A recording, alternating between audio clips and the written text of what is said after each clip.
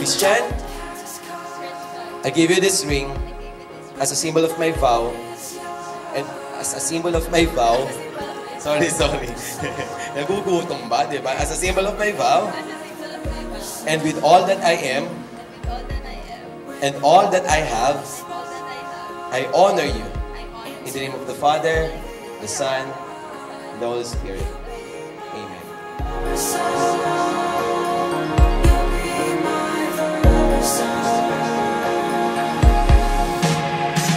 Michelle and Christian, kayo ay ikakasal, pero at the same time, kayo ngayon ay magkasama na.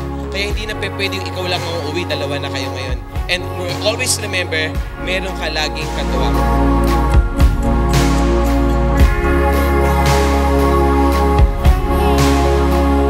I give you this ring as a symbol of my vow. With all that I am, all that I have, I honor you. In the name of the Father, the Son, and the Holy Spirit.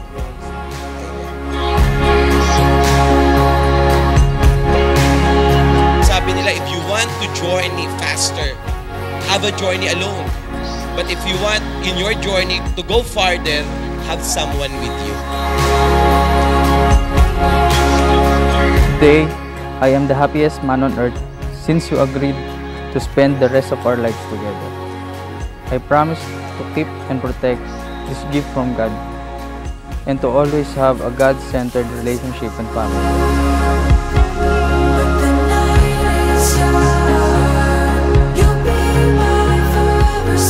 I promise to love you with everything I am, everything I've been, and everything I hope to be. And lastly, to love you unconditionally.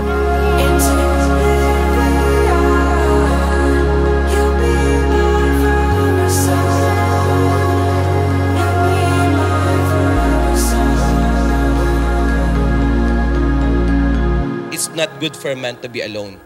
Alam nung binabasa ko yung kanina nung ating bridesmaid, ang narinig ko, it's not good for a Christian to be alone. Mas maganda na may kasama si Christian sa kanyang buhay na ang pangalan ay Rochelle. Isang hakbang patungo sa ating walang hanggan.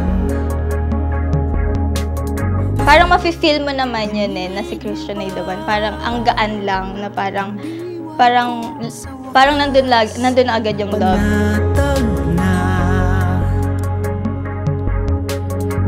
Bali, halos magkapit-bahay lang kami ni Rochelle. Nagkaroon ng registration ng national ID. Doon ko siya nakita. Tsaka ko hinanap yung pangalan niya sa Facebook. He's a man of service, tsaka man of words. So, doon ko siya mas lalong minahal and very responsible and God-fearing siyang tao. Kinat ko siya ng Merry Christmas. Tapos inad ko siya. Pero yung sa unang pag-add ko, di niya ako in-accept. Kaya kinancel ko, tapos inad ko ulit. Dun sa second time, in-accept niya na. Tapos doon na nagsimulan.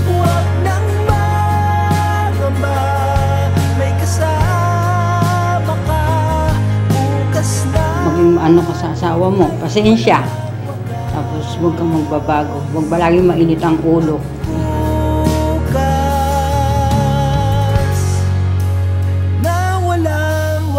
Alam mo anak, yung pag-asawa hindi biro. Kaya gawin mo yung the best mo.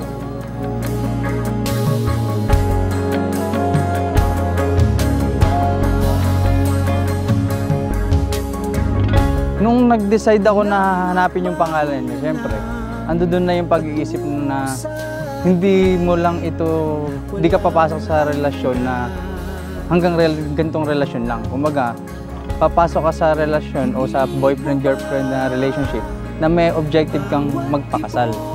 So, umpisa pa lang, yun na, kumbaga, yun na yung nararamdaman mo. Gusto mo na, siya na talaga yung makasama mo habang buhay. Kahit nakapikit,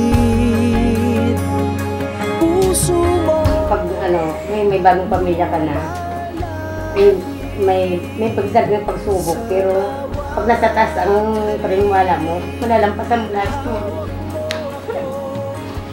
Tigil lang.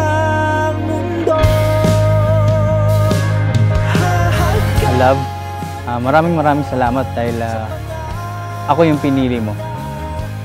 Maraming salamat dahil umabot tayo hanggang dito.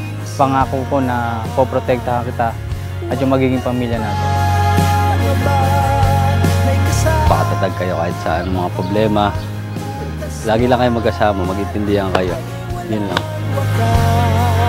Maraming pagsubok na natin sa buhay mo. Kailangan makayanan mo yan. Dahil kailangan malakas ang loob mo. Huwag kang makalimot manalangin sa Panginoon. Lahat ng mga pagsubok na natin sa buhay mo, malalagpasan yun. Basta tutulungan lang kayo mag-asawa.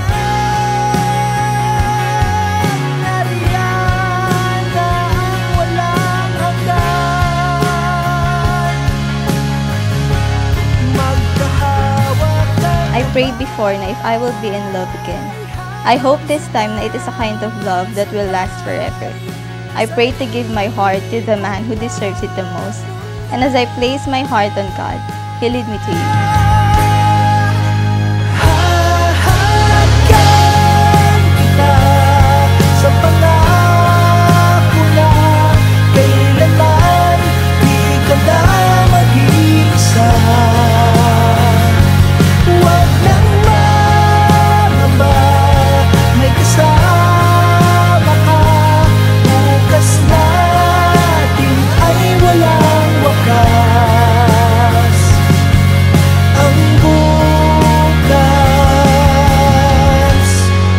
Welcome this new chapter of our lives.